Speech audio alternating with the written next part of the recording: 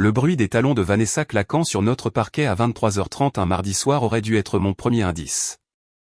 Mais bon sang, j'ignorais les signaux d'alarme depuis des mois, alors pourquoi arrêter ce soir? Où vas-tu, chérie? J'ai appelé du canapé, sans prendre la peine de chercher ma bière et le résumé sportif de fin de soirée. Le claquement s'est arrêté. Sa voix avait ce ton particulier, celui qui signifiait qu'elle avait déjà bu 3 verres et se sentait dangereuse. Je vais retrouver des amis. Là, j'ai levé les yeux. Vanessa se tenait dans notre couloir, vêtue d'une robe noire qui coûtait plus que mon remboursement mensuel de camion, le genre qui ne laissait rien à l'imagination, mais qui, d'une manière ou d'une autre, était toujours qualifié de vêtements. Ses cheveux blonds étaient coiffés de cette manière désordonnée, mais pas vraiment désordonnée qui lui prenait 1 heure à perfectionner, et elle tenait son sac à main comme s'il contenait des secrets d'État. Des amis, j'ai répété, prenant une autre gorgée de ma Budweiser. Quelqu'un que je connais.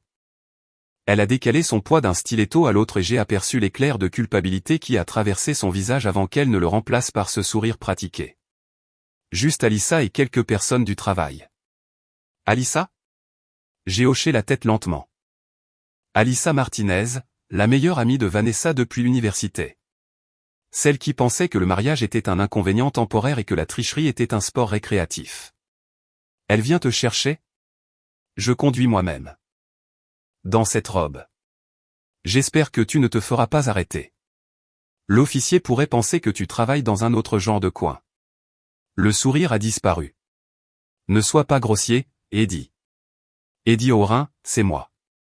38 ans, entrepreneur agréé, et apparemment marié à une femme qui pensait que le mardi soir était une soirée en amoureux avec tout le monde sauf son mari. J'avais construit notre maison de mes propres mains, installé chaque luminaire, posé chaque morceau de carrelage. Vanessa avait choisi les couleurs et s'était plainte de la poussière. Je dis juste que c'est un mardi. La plupart des gens se préparent à aller se coucher, pas à s'habiller comme s'ils allaient en boîte. J'ai gardé ma voix égale, conversationnelle. Inutile de commencer une dispute quand je pouvais plutôt recueillir des informations. Elle a vérifié son téléphone et j'ai surpris le rapide sourire qui a traversé ses lèvres alors qu'elle lisait le message qui venait d'arriver. Je ne serai pas trop en retard. Définir trop en retard. Mon Dieu, Eddie, qu'est-ce que tu es, mon père? J'ai 32 ans. Je peux rester dehors aussi longtemps que je veux. Bien sûr que tu peux. Je me demandais juste si je devais t'attendre ou si je devais supposer que tu passais la nuit ailleurs. Les mots sont restés en suspens entre nous comme de la fumée. La prise de Vanessa sur son sac à main s'est resserrée, et pendant une seconde, j'ai cru qu'elle allait me dire la vérité. Au lieu de cela, elle s'est approchée et m'a embrassé le front, laissant derrière elle le parfum cher et les mensonges bon marché. Ne m'attends pas, a-t-elle dit, et s'est dirigée vers la porte. J'ai attendu d'entendre sa voiture démarrer avant de me lever et d'aller à la fenêtre. Madame Felton d'à côté était déjà à sa propre fenêtre, jumelle en main. Cette femme en savait plus sur notre quartier que le FBI sur le crime organisé. La BMW rouge de Vanessa a quitté notre allée et j'ai regardé ses feux arrière disparaître dans Maple Street. Puis j'ai sorti mon téléphone et ouvert le chat de groupe familial, celui qui incluait les parents de Vanessa, sa sœur et sa grand-mère qui pensaient toujours que Facebook était un outil du diable. J'ai commencé à taper « Salut tout le monde ». Vanessa voulait que je vous fasse savoir à tous qu'elle sort rencontrer certains de ses ex-petits amis ce soir. Elle a dit de demander ce que vous en pensiez, elle porte la robe noire du mariage de ma cousine Maria si cela peut vous aider à forger vos opinions. J'ai appuyé sur envoyer et j'ai attendu. Les réponses sont venues vite. La mère de Vanessa. Quoi? Sa sœur. C'est une blague? Sa grand-mère. Eddie, cher, tu vas bien? Son père. Appelle-moi maintenant. J'étais en train de faire des captures d'écran quand mon téléphone a sonné. Vanessa, qu'est-ce que tu viens de faire, bon sang? Sa voix tremblait de rage. J'ai partagé tes plans avec la famille. N'est-ce pas ce que font les couples mariés? Communiquer? Je n'ai jamais dit que je rencontrais des ex-petits amis. Non. J'ai du mal comprendre. Alors, qui rencontres-tu? Silence à l'autre bout. J'entendais de la musique en fond, des voix, le cliquetis de verre. Pas l'appartement d'Alissa. Définitivement un bar. Tu es ridicule, a-t-elle finalement dit. Vraiment? parce que de là où je suis assis, ma femme vient de quitter la maison habillée comme si elle auditionnait pour un clip vidéo, a menti sur l'endroit où elle allait, et est maintenant dans ce qui semble être un endroit plutôt animé pour une réunion de travail un mardi soir. Je n'ai pas à me justifier auprès de toi. En fait, chérie, tu dois un peu. C'est comme ça que le mariage fonctionne. Mais bon, ne me laisse pas t'empêcher de t'amuser. Souviens-toi juste que les captures d'écran sont éternelles, et que les chats de groupes familiaux ont le don de garder les conversations en vie. Elle m'a raccroché au nez. J'ai terminé ma bière et suis allé à la cuisine où j'en ai ouvert une autre et j'ai réfléchi à mes options. Je pouvais faire semblant que cela n'arrivait pas comme je le faisais depuis des mois. Je pouvais la confronter quand elle rentrerait et avoir la même dispute que nous avions eue sous diverses formes depuis Noël. Ou je pouvais faire quelque chose de différent. J'ai choisi différent. Mon téléphone a vibré avec un message de Mick Patterson, mon meilleur ami depuis le lycée et la seule personne que je connaissais qui avait servi 2 tours au Moyen-Orient et pensait toujours que le mariage était l'affectation la plus dangereuse. J'ai vu Vanessa au Glass Tap. Elle n'est pas avec Alyssa. J'ai répondu par SMS, avec qui est-elle? Un beau gosse en costume, leurs mains partout l'une sur l'autre. Tu veux que je prenne des photos? J'ai fixé le message pendant un long moment. Une partie de moi voulait dire oui, avoir la preuve, enfin savoir avec certitude ce que je suspectais. Mais une autre partie de moi savait déjà, le savait depuis des semaines, peut-être des mois. Les nuits tardives, les nouveaux vêtements, la façon dont elle avait commencé à poser son téléphone face contre la table. Pas de photos, j'ai répondu. Mais merci pour l'information. Ça va, mec? J'ai regardé autour de notre cuisine les armoires sur mesure que j'avais construites, l'îlot que j'avais conçu, le coin petit déjeuner où Vanessa et moi nous asseyions le dimanche matin pour lire le journal et planifier notre semaine. Tout cela semblait un musée maintenant, une exposition de ce que nous étions. Je suis sur le point de l'être, j'ai répondu. Puis j'ai ouvert mon ordinateur portable et j'ai commencé à faire des recherches. Si Vanessa voulait jouer à des jeux, elle était sur le point d'apprendre que j'en jouais depuis bien plus longtemps qu'elle. Et je jouais pour gagner. La première chose que j'ai faite a été de vérifier nos relevés téléphoniques en ligne. Le plan familial signifiait que j'avais accès à tout, et Vanessa n'avait jamais été particulièrement prudente pour couvrir ses traces. Le numéro qui apparaissait le plus fréquemment dans ses appels et SMS récents n'était pas celui d'Alyssa. Ce n'était personne de son bureau non plus. J'ai fait une recherche inversée du numéro. Greg Fanton, directeur des ventes chez Morrison Auto Group, divorcé l'année dernière. Il vivait dans l'un de ces nouveaux complexes d'appartements du centre-ville, le genre avec une salle de sport et une piscine et un loyer qui coûtait plus cher que la plupart des prêts immobiliers. Je l'ai recherché sur les réseaux sociaux. Un beau gosse typique. Des selfies à la salle de sport, des photos de sa voiture, des citations inspirantes sur le succès et l'effort. Le genre de gars qui portait du parfum à l'épicerie et appelait les femmes des « femelles ». Mais il était aussi exactement le type de Vanessa. Avant moi, elle avait fréquenté une série de gars comme lui. Des gars avec plus d'argent que de bon sens, plus de muscles que de cerveau, et plus d'ego que de caractère. Mon téléphone a sonné. Vanessa encore. Je rentre à la maison, a-t-elle dit sans préambule. Nous devons parler. De quoi? De ta petite cascade avec le chat familial. C'était complètement inapproprié. Vraiment? Parce que je pensais que ce qui était inapproprié, c'était ma femme qui me mentait sur l'endroit où elle allait et qui elle rencontrait. Je ne mentais pas. Les plans ont changé. Les plans ont changé pour inclure Greg Fanton. Le silence à l'autre bout m'a dit tout ce que j'avais besoin de savoir. Comment as-tu? Elle a commencé, puis s'est ravisée. Je ne sais pas de quoi tu parles. Bien sûr que non. Rentre à la maison, Vanessa. Ayons cette conversation. Elle a raccroché à nouveau, mais je savais qu'elle serait bientôt à la maison. Et quand elle serait là, la vraie conversation allait commencer. Pendant que j'attendais, je me suis fait un autre verre et j'ai pensé à la dernière fois que je m'étais senti aussi calme face au désastre. C'était il y a 3 ans quand un accident sur un chantier avait failli éliminer un de mes hommes. Pendant que tout le monde paniquait, j'avais pris les choses en main, appelé l'ambulance, appliqué une pression sur la plaie, et probablement sauvé la vie du gars. La clé était de ne pas réagir émotionnellement. L'émotion vous rendait stupide, et je ne pouvais pas me permettre d'être stupide en ce moment. 20 minutes plus tard, j'ai entendu la voiture de Vanessa dans l'allée. Vanessa est entrée comme un ouragan en talons. Son visage était rouge de colère et d'alcool. La robe noire qui avait l'air si soigneusement arrangée quand elle est partie était maintenant froissée, et son rouge à lèvres avait disparu. Elle a jeté son sac à main sur la table de l'entrée assez fort pour faire trembler la lampe. Nous devons parler, a-t-elle annoncé comme si c'était son idée depuis le début. J'écoute. Elle a enlevé ses talons et est entrée dans le salon où j'étais toujours assis sur le canapé avec ma bière. Le contraste entre nous était assez frappant. Elle, tout habillée sans nulle part où aller maintenant, moi en jean et t-shirt, complètement détendue. Tu m'as embarrassé ce soir, a-t-elle dit. Je t'ai embarrassé? Comment exactement ai-je fait cela? Cette histoire de chat de groupe. Ma mère m'a appelé 6 fois. Ma sœur m'envoie des SMS pour me demander si nous divorçons. Ma grand-mère veut savoir si tu as fait une dépression. Vraiment? Elle a arrêté de faire les 100 pas et m'a fixé. Quoi? Ai-je fait une dépression? Parce que de là où je suis assis, je pense très clairement. Ma femme m'a menti sur l'endroit où elle allait, s'est faufilée pour rencontrer un autre homme. Et maintenant elle est en colère contre moi parce que j'ai attiré l'attention sur cela. Si quelqu'un fait une dépression ici, je ne pense pas que ce soit moi. Je ne me suis faufilé nulle part et je ne rencontrais pas un autre homme. Greg Fanton. Elle est devenue très immobile. Quoi de lui? C'est avec lui que tu étais ce soir au Glass Tap.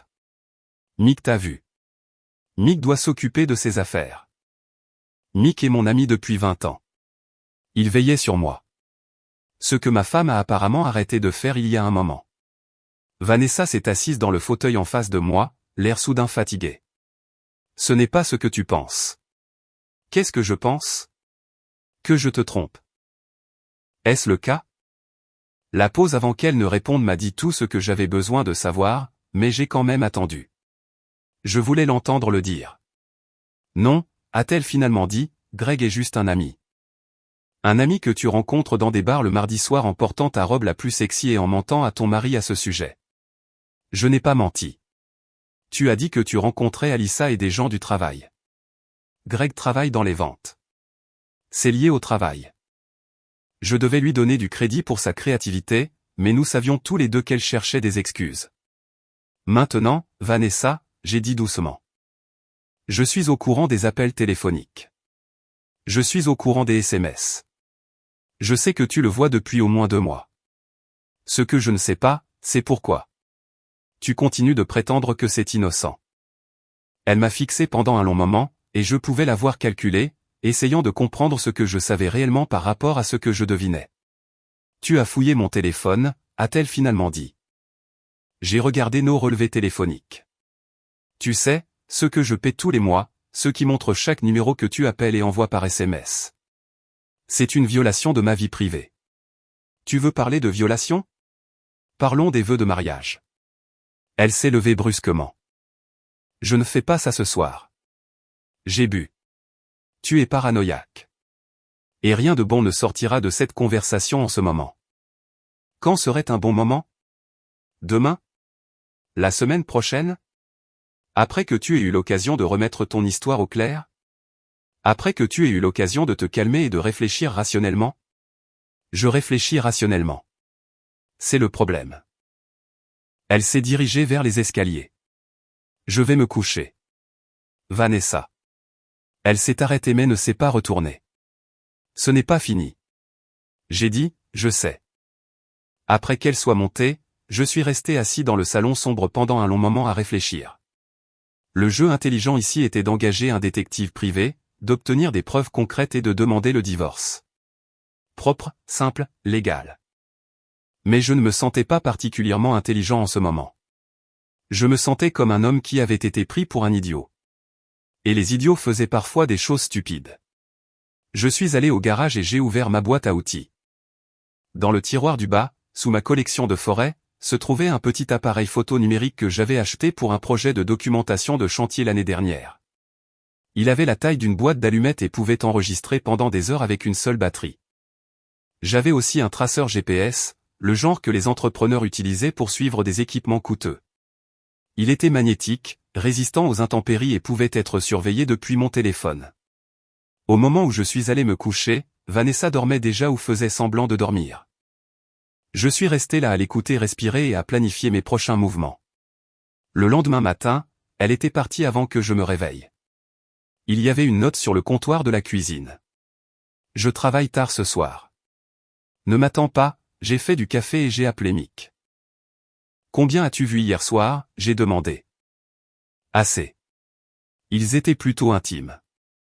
Beaucoup de touchés, de chuchotements, tout ça. Elle est partie avec lui vers minuit. Partie avec lui? Il a suivi sa voiture hors du parking. Est revenu environ 1 heure plus tard pour récupérer sa BMW. Alors, elle était allée chez lui ou dans un hôtel. Dans tous les cas, le mensonge sur le fait de rencontrer des amis de travail était complètement démenti. Tu veux que je continue à surveiller? Mick a demandé. Peut-être. Laisse-moi y réfléchir.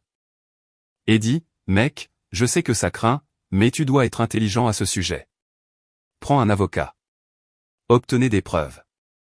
Protège-toi financièrement. Ne fais rien de stupide. Quand est-ce que j'ai fait quelque chose de stupide? Tu veux la liste complète ou juste les faits saillants du lycée? Malgré tout, j'ai ri. Point pris. Après que nous ayons raccroché, je suis allé au garage et je me suis mis au travail. Le traceur GPS est allé sous la voiture de Vanessa, attaché au châssis où elle ne le remarquerait jamais. La caméra était plus délicate. J'avais besoin d'un endroit où elle pourrait enregistrer sans être évidente. Je me suis décidé pour le tableau de bord, déguisé en chargeur de téléphone. De l'extérieur, cela ressemblait à n'importe quel autre accessoire de voiture, mais cela enregistrerait tout ce qui se passait sur le siège avant avec l'audio. Puis je suis allé au travail. J'avais une rénovation de cuisine qui commençait ce matin-là, et le travail physique était exactement ce dont j'avais besoin pour occuper mon esprit. Mais je n'arrêtais pas de penser à Vanessa et Greg, à la durée de cette affaire, au nombre de fois où elle m'avait menti au visage, à quel point j'avais été stupide de lui faire confiance. À l'heure du déjeuner, j'avais démoli un mur entier et je me sentais légèrement mieux. Mon téléphone a vibré avec une notification de l'application GPS Tracker. La voiture de Vanessa bougeait. J'ai ouvert la carte et j'ai regardé le petit point qui représentait la BMW de ma femme alors qu'elle traversait la ville. Elle s'est arrêtée à Morrison Auto Group. Intéressant. Soit elle achetait une voiture, soit elle rendait visite à Greg au travail. Étant donné que sa voiture n'avait que 2 ans et fonctionnait parfaitement, je pariais sur l'option 2. Le point est resté là pendant 1 heure, puis s'est déplacé vers un restaurant du centre-ville. Déjeuner en amoureux. J'ai fait une capture d'écran de l'endroit et je suis retourné au travail, mais mon esprit était en pleine effervescence. Elle devenait plus audacieuse, le voyant en plein jour. Cela signifiait soit qu'elle se fichait d'être attrapée, soit qu'elle prévoyait de mettre fin à notre mariage de toute façon. Dans tous les cas, je devais être préparé. Ce soir-là, j'attendais dans le salon quand Vanessa est rentrée. Elle a semblé surprise de me voir. « Tu es rentré tôt », a-t-elle dit. Le travail a fini plus tôt que prévu. Comment s'est passé le travail? Occupé. Très occupé. Assez occupé pour un déjeuner d'affaires chez Romano? Elle s'est figée à mi-chemin d'enlever sa veste. Comment as-tu? Elle s'est rattrapée. J'ai eu un déjeuner client avec Greg, avec plusieurs personnes de Morrison Auto. Ce sont des clients potentiels. C'est drôle parce que j'ai appelé Romano pour faire une réservation pour ce week-end et ils ont mentionné t'avoir vu là-bas aujourd'hui. On dit que tu avais l'air très intime avec ton compagnon de déjeuner. Juste vous deux. La couleur a quitté son visage. Tu as appelé le restaurant? J'appelle beaucoup d'endroits, Vanessa. C'est incroyable à quel point les gens peuvent être serviables quand on pose les bonnes questions. Elle s'est assise lourdement sur le canapé. Eddie, je pense que nous devons parler. Vraiment parler. J'écoute. Je pense que nous pourrions avoir besoin d'un peu de temps séparé parce que tu as une liaison avec Greg Fanton. Elle a fermé les yeux. Parce que nous ne sommes pas heureux, ni l'un ni l'autre. Et peut-être que nous devons trouver ce que nous voulons vraiment. Ce que tu veux vraiment, tu veux dire? Ce que nous voulons tous les deux.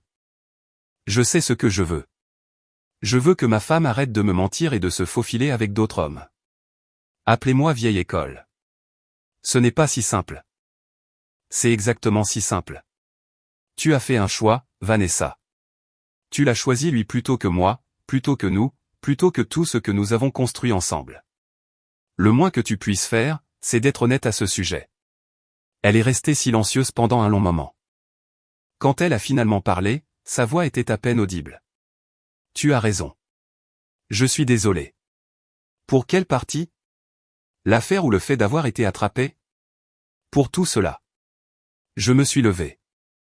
Je vais rester chez Mick ce soir. Demain, nous pourrons parler d'avocats et de division des biens et de toutes ces choses amusantes, mais pour l'instant, j'ai besoin d'espace pour réfléchir. Eddie, attends. Quoi? Je t'aime. Je sais que ça ne signifie pas grand-chose en ce moment, mais c'est vrai. Je l'ai regardée, assise là dans notre salon, toujours belle, toujours la femme que j'avais épousée il y a 5 ans, mais quelque chose de fondamental avait changé, et nous le savions tous les deux. Peut-être que oui, j'ai dit. Mais tu l'aimes plus. Elle n'a pas nié. J'ai passé la nuit dans l'appartement de Mick à boire de la bière et à planifier ma stratégie.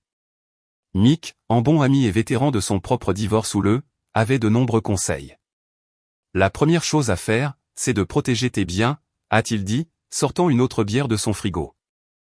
Compte joint, carte de crédit, tout ce à quoi elle peut accéder. Bloque tout avant qu'elle ne le vide. Elle ne ferait pas ça.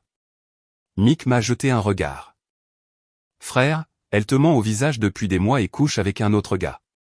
Qu'est-ce qui te fait penser qu'elle ne prendra pas ton argent aussi? Il avait raison. Deuxième chose, a-t-il continué, c'est la preuve. Tu as le traceur GPS. C'est bien. Mais tu as besoin de plus de photos, de vidéos, de documentation de chaque mensonge. Parce que quand ça ira au tribunal, son avocat va te peindre comme le mari contrôlant et paranoïaque et elle comme la victime. Et la caméra dans sa voiture? C'est bien, mais sois prudent avec les lois sur l'enregistrement. Assure-toi de ne pas enfreindre les lois sur les écoutes téléphoniques. J'avais déjà vérifié. Dans notre État, un seul consentement était nécessaire pour les enregistrements. Et comme c'était aussi ma voiture, nous l'avions achetée ensemble, les deux noms sur le titre. J'étais légalement couvert. Le lendemain matin, je suis rentré chez moi pour prendre des vêtements et j'ai trouvé Vanessa dans la cuisine, toujours en peignoir, l'air de ne pas avoir beaucoup dormi. Nous devons parler, a-t-elle dit. Je pensais que nous l'avions fait hier soir, sur ce qui allait se passer ensuite. Je me suis versé une tasse de café du pot qu'elle avait fait. Ce qui va se passer ensuite, c'est que nous allons divorcer. Tu peux avoir Greg.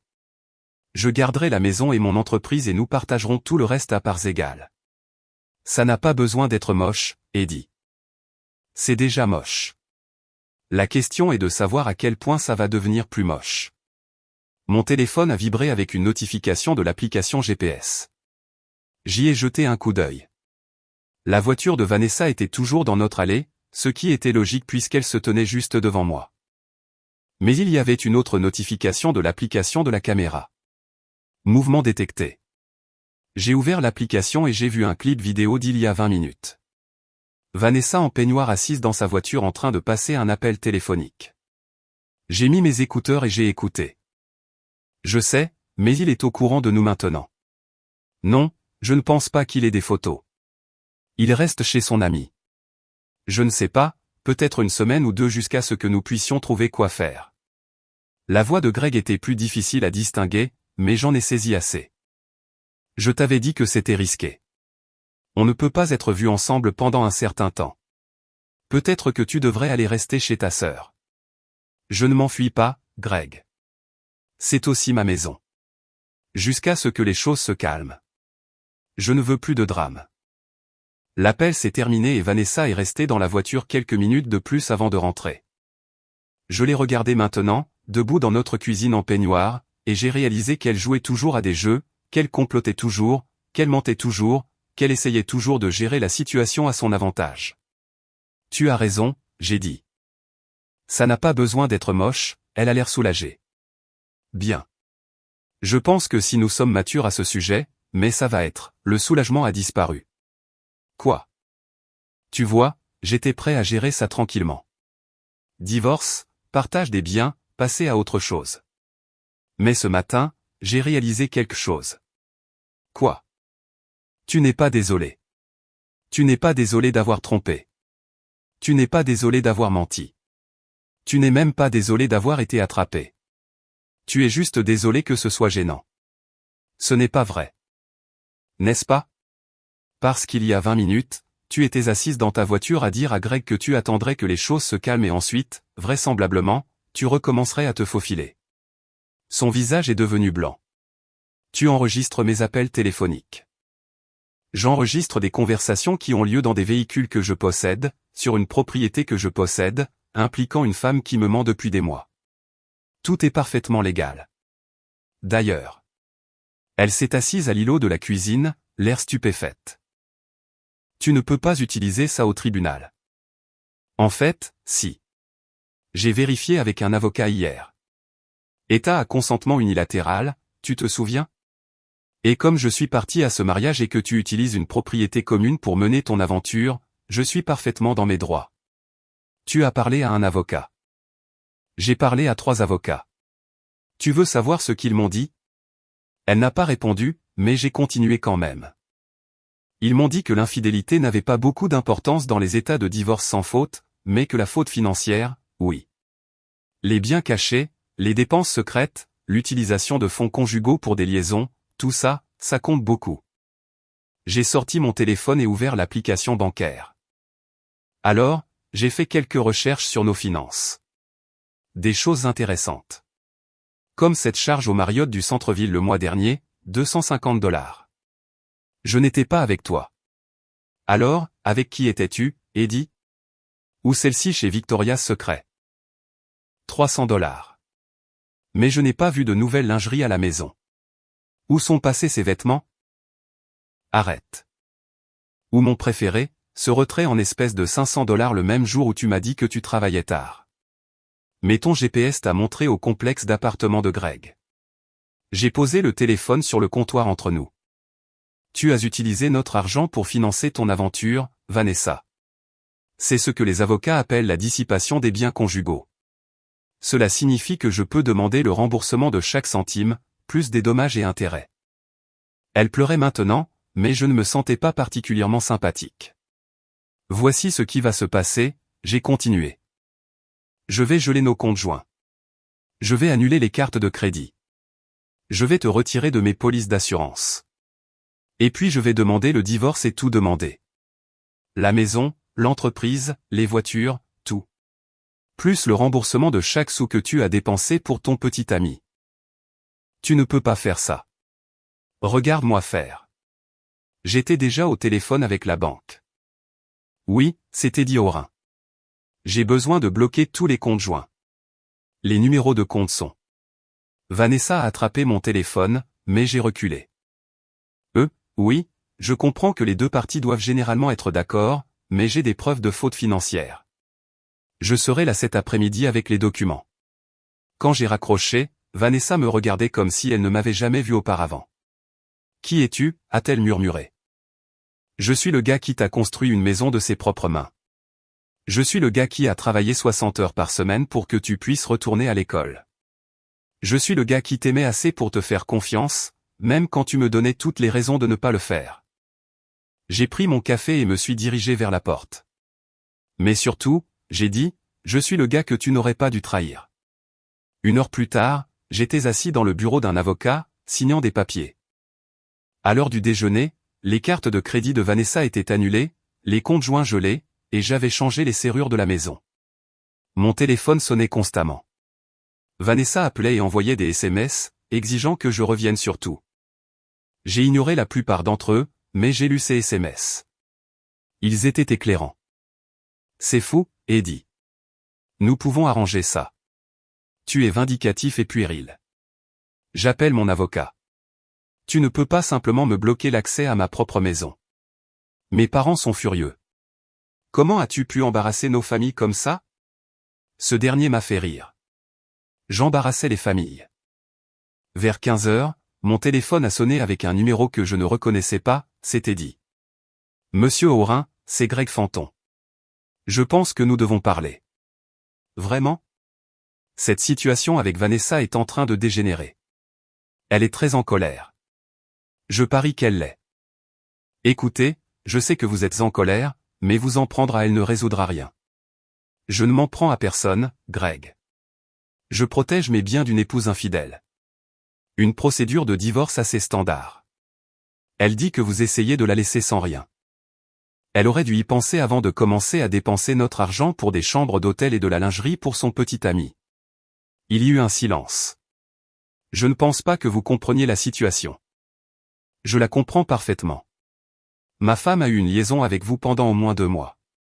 Elle m'a menti, a utilisé notre argent pour la financer, et maintenant elle est en colère qu'il y ait des conséquences. Quelle partie me manque-t-il? La partie où ça n'a pas besoin de devenir moche. C'est déjà moche, Greg. La question est de savoir à quel point vous voulez le rendre plus moche. Qu'est-ce que ça veut dire? Ça veut dire que je sais où vous travaillez, où vous vivez. Et où vous aimez emmener les femmes des autres pour le déjeuner. Ça veut dire que j'ai des enregistrements d'appels téléphoniques et des données GPS montrant exactement quand et où vous vous êtes rencontrés. Et ça veut dire que si vous continuez à m'appeler et à me faire des menaces voilées, je vais rendre toutes ces informations très publiques. Vous me menacez. Je vous explique la réalité. Restez loin de ma femme jusqu'à ce que notre divorce soit prononcé. Restez loin de moi. Et peut-être que ça restera entre avocats au lieu de devenir une sensation sur les réseaux sociaux. J'ai raccroché avant qu'il ne puisse répondre. 20 minutes plus tard, Vanessa s'est présentée sur le chantier où je travaillais. Elle était furieuse. Tu as menacé Greg. Je lui ai expliqué la situation. Il parle d'obtenir une ordonnance restrictive. Pourquoi? Je ne l'ai pas touché. Je ne me suis pas approché de lui. Je n'ai rien fait d'autre que de lui dire de rester loin de ma femme. S'il veut déposer une ordonnance restrictive pour ça, il est le bienvenu. Eddie, c'est insensé. Tu as perdu la tête. Vraiment? Parce que de là où je suis, je pense plus clairement que je ne l'ai fait depuis des mois. Elle a regardé autour du chantier, mes équipes, faisant semblant de ne pas écouter notre conversation. Pouvons-nous s'il vous plaît en discuter en privé? Nous avons eu 5 ans pour discuter des choses en privé. Tu as choisi d'en discuter avec Greg à la place. Bien. Tu veux être vindicatif? Tu veux rendre ça aussi difficile que possible? Vas-y. Mais ne t'attends pas à ce que je me roule par terre et que je te laisse détruire ma vie. Je ne détruis pas ta vie, Vanessa. Je ne la subventionne plus, c'est tout. Elle est partie en trombe et je suis retourné au travail. Mais je savais que ce n'était que le début. Les jours suivants furent un témoignage de la rapidité avec laquelle une vie pouvait s'effondrer. Vanessa dut emménager chez sa sœur car elle ne pouvait plus se permettre son propre logement sans accès à nos comptes joints. Greg, apparemment effrayé par notre conversation téléphonique, avait cessé de répondre à ses appels, et je recevais des mises à jour quotidiennes sur leurs activités grâce à la technologie et à un réseau d'amis soudainement très intéressés à m'aider. Madame Felton d'à côté était devenue ma coordinatrice de renseignements officieuse.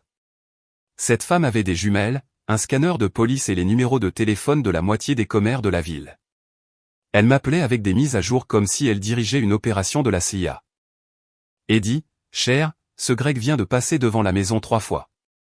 Il ne s'est pas arrêté, il a juste ralenti et regardé. Voulez-vous que j'appelle la police?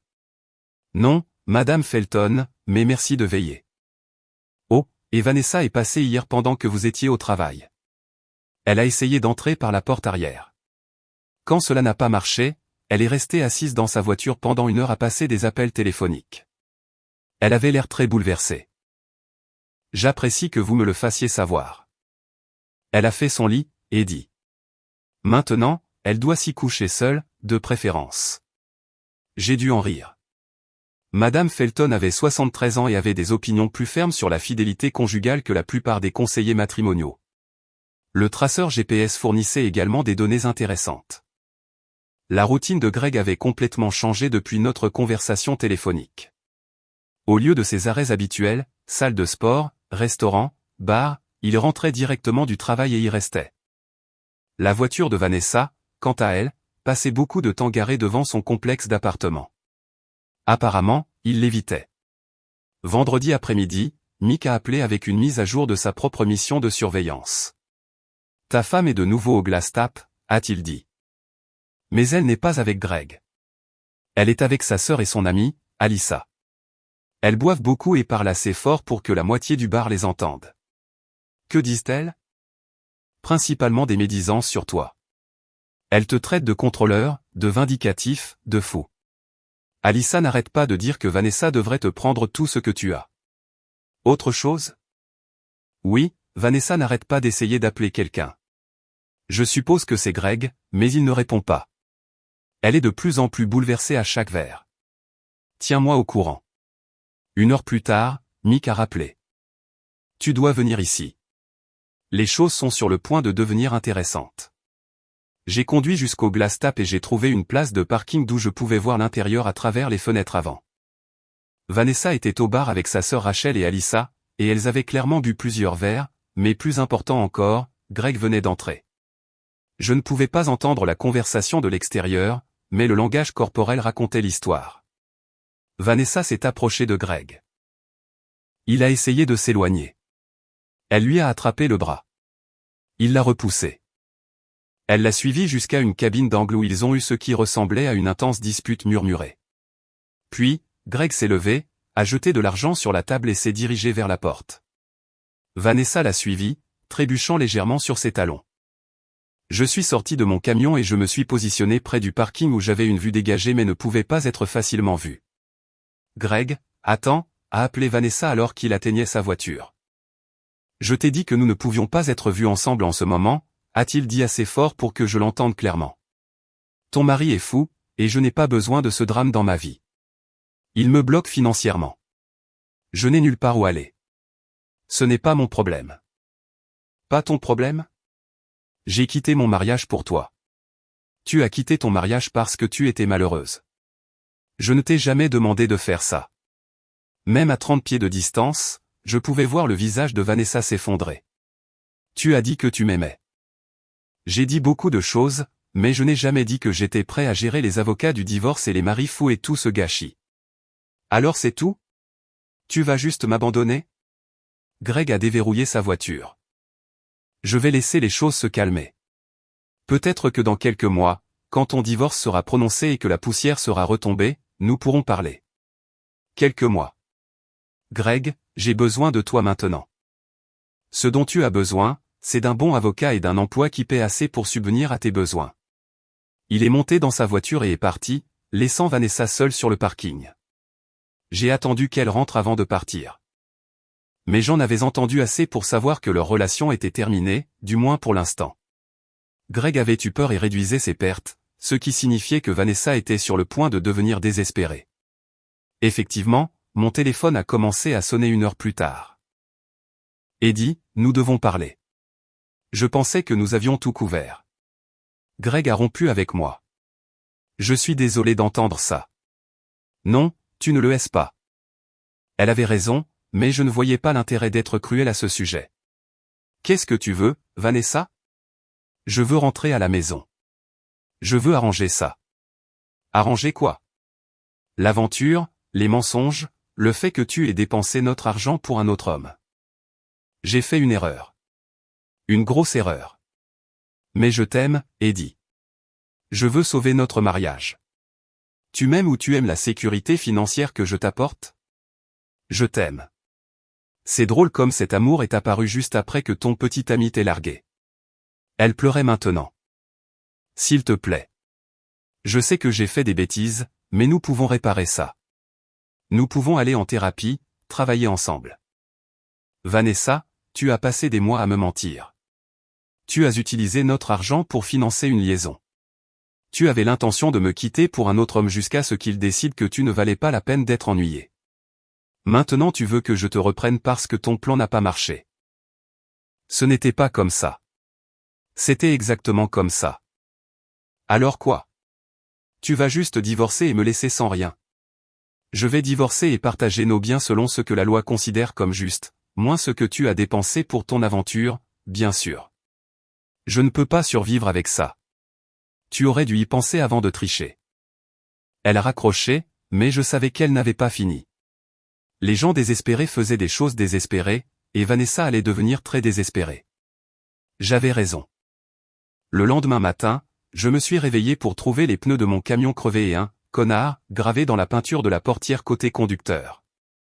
Madame Felton avait tout enregistré sur sa caméra de sécurité. Elle est passée vers 3 heures du matin, m'a-t-elle dit, me montrant la vidéo sur son téléphone. Elle avait un couteau ou quelque chose de pointu. Cela lui a pris environ 10 minutes pour faire les 4 pneus et la peinture. Avez-vous appelé la police? J'ai pensé que je vérifierais avec vous d'abord, mais j'ai sauvegardé la vidéo. J'ai regardé les dégâts sur mon camion. 4 nouveaux pneus et une peinture me coûteraient au moins $2000. Mais plus important encore, Vanessa venait de commettre du vandalisme et j'avais des preuves vidéo. Appelez-les, j'ai dit. Je veux déposer une plainte. 2 heures plus tard, Vanessa a été arrêtée pour méfaits. Sa sœur a dû payer sa caution, et elle avait maintenant une date d'audience et une ordonnance restrictive qui l'empêchait de s'approcher à moins de 500 pieds de moi ou de ma propriété. Mais le meilleur est arrivé cet après-midi-là quand mon avocat a appelé. Eddie, j'ai de bonnes nouvelles et de meilleures nouvelles. Laquelle voulez-vous en premier? Donnez-moi la bonne nouvelle. L'accusation de vandalisme signifie que nous pouvons demander des dommages supplémentaires dans le divorce. Destruction de propriété, détresse émotionnelle, tout y est. Et la meilleure nouvelle? Je viens de raccrocher avec son avocat. Apparemment, Madame Aurin est très intéressée à régler cela rapidement et discrètement. Quelque chose à propos de ne pas vouloir que l'accusation de vandalisme aille en procès. Quel genre de règlement? Elle garde sa voiture et ses effets personnels. Vous gardez tout le reste. Maison, entreprise, économie, compte de retraite, tout. J'y ai réfléchi pendant exactement 10 secondes. D'accord. Vous êtes sûr? Vous pourriez probablement obtenir plus si nous allons en procès. Je suis sûr. Je veux juste que ça se termine. 2 semaines plus tard, j'étais assis dans le bureau d'un avocat, regardant Vanessa signer les papiers du divorce. Elle avait l'air terrible. Mince, pâle, épuisée. La femme confiante et belle qui était sortie de notre maison en robe noire un mois auparavant avait disparu, remplacée par quelqu'un qui semblait avoir traversé une guerre. Quand ce fut fini, nous sommes sortis du bâtiment ensemble une dernière fois. J'espère que tu es heureux, a-t-elle dit. Je ne suis ni heureux ni malheureux. Je suis libre. Tu as détruit ma vie. Non, Vanessa, tu as détruit ta vie. J'ai juste arrêté de te laisser détruire la mienne aussi. Elle est montée dans la voiture de sa sœur et est partie. Je ne l'ai plus jamais revue. Mais j'ai appris par la rumeur qu'elle avait déménagé dans un autre état, trouvé un emploi dans le commerce de détail et vivait dans un studio. Greg, quant à lui, avait commencé à fréquenter quelqu'un de nouveau un mois après avoir largué Vanessa. Quant à moi, j'ai gardé la maison, gardé l'entreprise, et j'ai appris à dormir de nouveau toute la nuit. Madame Felton m'apportait toujours des casseroles et des potins de quartier. Mick venait toujours regarder le football et boire de la bière. Et parfois, tard la nuit, quand j'étais assis sur le porche que j'avais construit de mes propres mains. Je pensais à la femme que j'avais épousée et à la femme qu'elle était devenue. Mais surtout, je pensais à quel point il était bon d'être libre. 6 mois plus tard, j'étais au Glass Tap en train de boire une bière avec Mick quand une femme s'est approchée de notre table. Elle était jolie, probablement au début de la trentaine, avec des yeux gentils et un sourire sincère. « Excusez-moi, a-t-elle dit, mais n'êtes-vous pas Eddie Aurin? Vous avez rénové la cuisine de mon amie Sarah l'année dernière. » Il se peut. Sarah Morrison. C'est ça. Elle a dit que vous aviez fait un travail incroyable. J'espère que vous aurez le temps de regarder ma salle de bain. C'est un désastre. J'ai regardé Mick, qui souriait comme un idiot. Je pourrais avoir du temps, j'ai dit. Laissez-moi vous donner ma carte.